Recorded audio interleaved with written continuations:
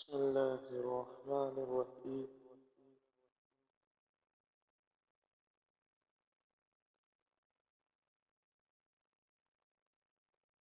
ماہ رمضان کی بے حرمتی کا انجام۔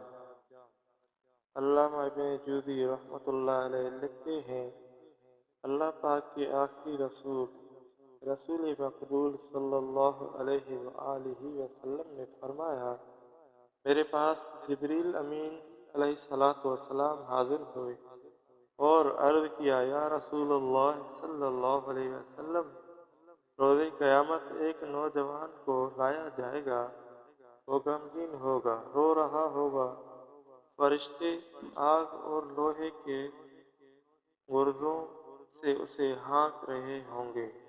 وہ نوجوان 1000 سال تک الامان الامان پکارتا رہے گا، لیکن اس کو امان نہیں دیا جائے گا۔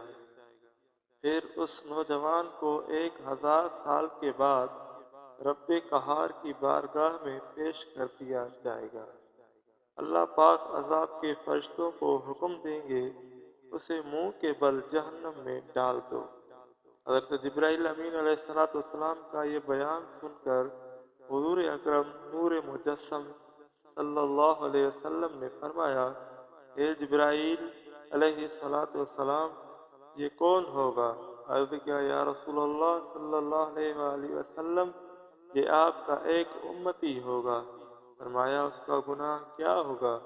عرض کیا، یا رسول اللہ صلی اللہ علیہ وآلہ وسلم، یہ وہ بد نصیب ہے جس کی زندگی میں رمضان المبارک کو تشریف لایا، مگر توبہ و استغفار کے بجائے ماہ رمضان کے گناہوں میں گزار دیا۔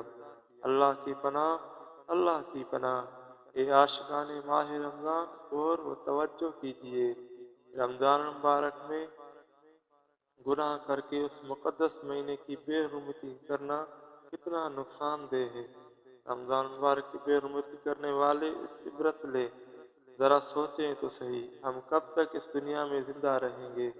ایک دن مرنا ہے، آخر موت ہے، کر لے جو کرنا ہے۔